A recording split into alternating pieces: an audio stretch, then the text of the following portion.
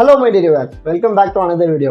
ஒருத்தருக்கு நம்மளை பிடிக்கல அப்படின்றத எப்படியெல்லாம் கண்டுபிடிக்கலாம் அப்படின்றத தான் பார்க்க போகிறோம். மை டியர் வியூவர்ஸ், ஹியூமன்ஸோட நேச்சரே என்ன அப்படின்னா, ஒருத்தரை நமக்கு பிடிச்சி போச்சுன்னா நம்ம ஈஸியாக போய் சொல்லிடுவோம் இன்னும் எனக்கு பிடிச்சிருக்கு அப்படின்ட்டு. பட் நம்மளுக்கு ஒருத்தரை பிடிக்கல அப்படின்னா we never told that hey உன்னை எனக்கு பிடிக்கல அப்படின்னு சொல்லிட்டு.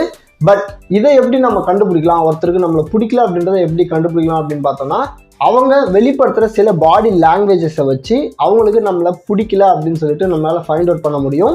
ஸோ இந்த மாதிரி ஹியூமன்ஸோட பாடி லாங்குவேஜை ரீட் பண்ணுறதுக்காக நமக்கு ஹெல்ப் பண்ணுறது தான் ஹியூமன் சைக்காலஜி அப்படின்னு சொல்லப்படுது.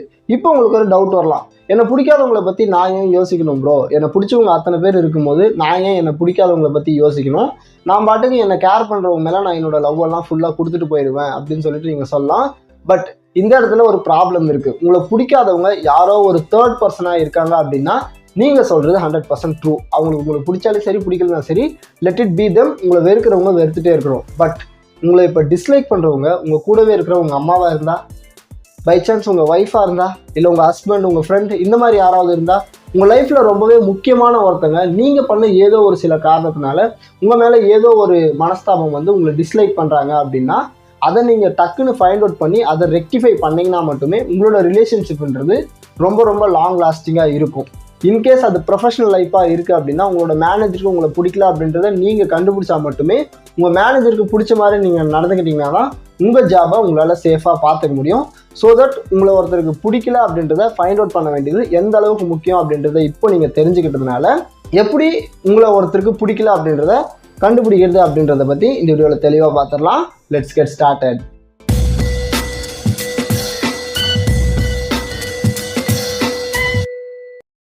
மை டியர் வியூவர்ஸ், உங்களை ஒருத்தருக்கு பிடிக்கல அப்படின்னா அவங்க உங்ககிட்ட டேரெக்டாக வந்து சொல்லனாலையும் அவங்க வெளிப்படுத்துகிற சில பாடி லாங்குவேஜஸை வச்சு உங்களால் அதை ஃபைண்ட் அவுட் பண்ண முடியும். அப்படி உங்களை ஒருத்தருக்கு பிடிக்கல அப்படின்னா அவங்க வெளிப்படுத்தக்கூடிய 10 விதமான பாடி லாங்குவேஜஸ் என்ன அப்படின்றத பற்றி தான் உங்களுக்கு நான் சொல்ல போகிறேன். நீங்கள் ஒருத்தருக்கு உங்களை பிடிச்சிருக்கா இல்லையா அப்படின்னு சொல்லிட்டு ஃபைண்ட் அவுட் பண்ணோம் அப்படின்னா, முதல்ல நீங்கள் அவங்கக்கிட்ட நோட் பண்ண வேண்டிய அந்த முக்கியமான விஷயம் என்ன அப்படின்னு சொல்லிட்டு பார்த்தோன்னா, அவங்களுடைய கண்கள். உங்கள் கூட பேசும்போது அவங்க உங்கள் கண்ணை பார்த்து பேசுகிறாங்களா அப்படின்றத ரொம்ப உன்னிப்பாக கவனிங்க.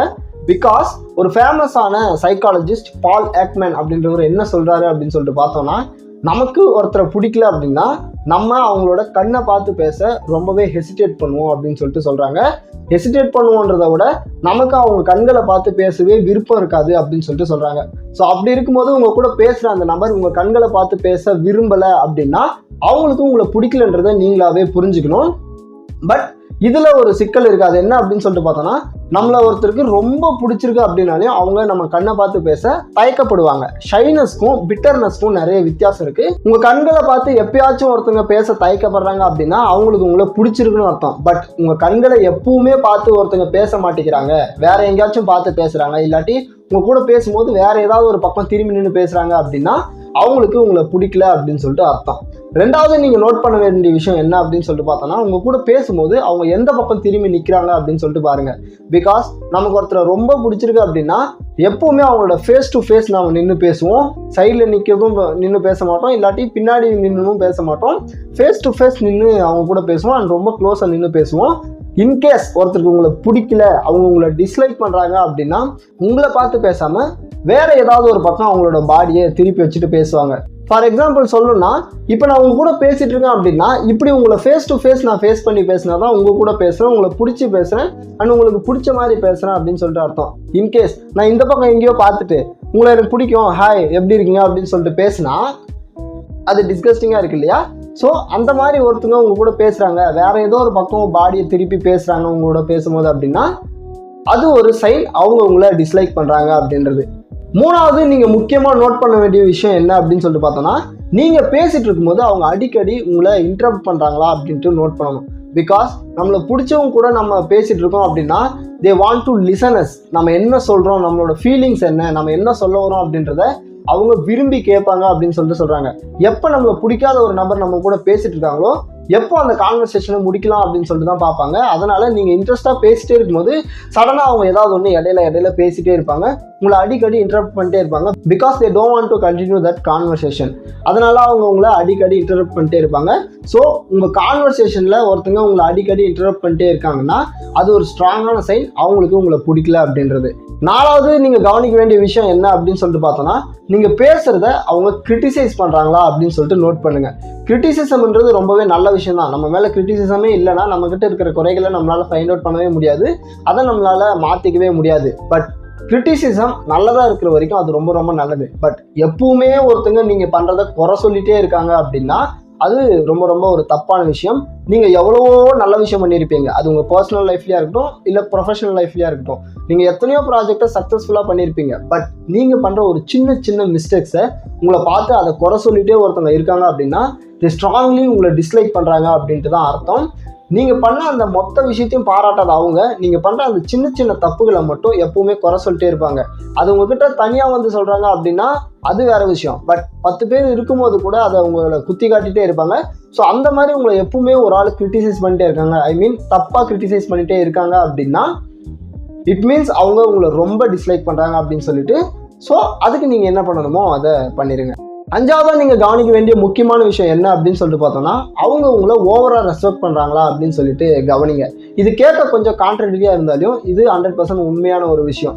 இங்கே தான் மை டியர்ஸ் நீங்கள் முக்கியமான ஒரு விஷயத்தை தெரிஞ்சுக்கணும். அது என்ன அப்படின்னு சொல்லிட்டு பார்த்தோன்னா, எப்பவுமே டிஸ்லைக் அப்படின்றது நெகட்டிவ் ஃபார்மேட்லேயே வராது அப்படின்றத ஃபஸ்ட்டு நீங்கள் தெரிஞ்சுக்கோங்க. பிகாஸ் ஒருத்தங்க உங்கள் மேலே ரொம்ப மரியாதை கொடுக்குறாங்க, எல்லா இடத்துலையும் ரொம்ப மரியாதையாக ட்ரீட் பண்ணுறாங்க அப்படின்னா சீக்ரெட்லி அவங்க உங்களை டிஸ்லைக் பண்ணுறாங்கன்றதும் ஒரு அர்த்தம் அப்படின்னு சொல்லிட்டு சைக்காலஜிஸ்ட் எல்லாம் சொல்கிறாங்க. காரணம் என்ன அப்படின்னு சொல்லிட்டு பார்த்தோன்னா, இந்த மாதிரி நபர்களை நீங்கள் எப்படி கண்டுபிடிக்கலாம் அப்படின்னு சொல்லிட்டு பார்த்தோன்னா, அவங்க உங்களுக்கு கொடுக்குற ரெஸ்பெக்ட்ன்றது நேச்சுரலாகவே அவங்க உங்களை ரெஸ்பெக்ட் பண்ணுறாங்களா இல்லாட்டி அது இன்அத்தன்டிக்காக இருக்கான்னு பாருங்கள், அது ஆர்டிஃபிஷியலாக இருக்கா அப்படின்னு சொல்லிட்டு நோட் பண்ணுங்கள். பிகாஸ் இந்த மாதிரியான நபர்கள் எதுனா ஒரு காரியம் ஆகணும் அப்படின்றதுக்காக கூட உங்கள் மேலே ரொம்ப ரெஸ்பெக்ட் இருக்க மாதிரி நடிக்கலாம். அந்த மாதிரி ஒரு நபர்கிட்ட உங்களுக்கு தோணுது அப்படின்னா அவங்க உங்களை ஓவராக ரெஸ்பெக்ட் பண்ணுறாங்க, பட் அது ஆர்டிஃபிஷியலாக எனக்கு தோணுது அப்படின்னா it's a strong sign of dislike. So அவங்க ஏதோ ஒரு காரியத்துக்காக உங்க கூட பழகிட்டு இருக்காங்க அப்படின்றது அர்த்தம். ஸோ அந்த மாதிரியான நபர்களை அவாய்ட் பண்ணிக்கிறது ரொம்ப ரொம்ப நல்லது. 6வதாக நீங்கள் கவனிக்க வேண்டிய அந்த முக்கியமான விஷயம் என்ன அப்படின்னு சொல்லிட்டு பார்த்தோன்னா, இது ரொம்ப சிம்பிளான மேட்டர் தான் மை டியர் வியூவர்ஸ். அவங்க உங்களை அவாய்ட் பண்ணுறாங்க அப்படின்னா கண்டிப்பாக அவங்களுக்கு உங்களை பிடிக்கலன்னு தான் அர்த்தம். பட் இந்த இடத்துல ஒரு சந்தேகம் வரும். நிறைய பேர் பண்ணுற தப்பே இங்கே தான். என்ன அப்படின்னு சொல்லிட்டு பார்த்தோன்னா, சம்மொன் இப்போ நம்மளை அவாய்ட் பண்ணுறாங்க அப்படின்னா நம்ம மேலே இருக்கிற கோவத்தில் அவாய்ட் பண்ணுறாங்க அப்படின்னு சொல்லிட்டு நம்ம நினச்சிட்டு அவங்க பின்னாடியே போயிட்டுருப்போம்.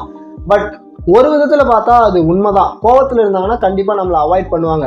பட் இது கொஞ்ச நாளைக்கு நடந்தால் அது கோவத்தில் பண்ணுற அவாய்டுன்னு சொல்லலாம். பட் லாங் டேர்ம்க்கு இது நடக்குது, கன்சிஸ்டண்ட்டாக அவங்க உங்களை அவாய்ட் பண்ணுறாங்க அப்படின்னா அவங்க உங்களை டிஸ்லைக் பண்ணுறாங்க அப்படின்னு தான் அர்த்தம். 7வதாக நீங்கள் நோட் பண்ண வேண்டிய அந்த முக்கியமான விஷயம் என்ன அப்படின்னு சொல்லிட்டு பார்த்தோன்னா, அவங்க உங்களை திட்டுறாங்களா அப்படின்னு சொல்லிட்டு நோட் பண்ணி பாருங்கள். திட்டுறாங்கன்னா ஓப்பனாக ஹார்ஷான வேர்டை யூஸ் பண்ணி திட்டுறது கிடையாது. உங்கள் கூட ஃப்ரெண்டாக இருக்கிற மாதிரி இருப்பாங்க. பட் எல்லாரும் இருக்கும்போது உங்களை ஹர்ட் பண்ணுற மாதிரியான சில வார்த்தைகளை ஹியூமர் சென்ஸோட பேசிடுவாங்க. இது ஃப்ரெண்ட்ஸுக்கு மத்தியில் யூஸ்வலாக நடக்கிறது தான். எப்பயாச்சும் ஃப்ரெண்ட்ஸுக்கு மத்தியில் இந்த மாதிரி ஹர்ட் பண்ணுற மாதிரி பேசி அந்த நபர் ஹர்ட் ஆகிறது உண்டு, அது வேறு விஷயம். பட் எப்பவுமே உங்களை ஹர்ட் பண்ணுற மாதிரியே பேசிட்டு அதை ஹியூமர்னு கன்வெர்ட் பண்ணுற சில பேர் இருப்பாங்க இல்லையா, இதை வந்து வஞ்ச புகழ்ச்சி அணின்னு சொல்லலாம். 10 பேருக்கு முன்னாடி இருக்கும்போது அப்படியே குத்துற மாதிரியே பேசிட்டு ஹே டூட் ஐம் ஜஸ்ட் கிட்டிங் யா அப்படின்னு சொல்லிட்டு ஈஸியாக சொல்லிட்டு போயிடுவாங்க.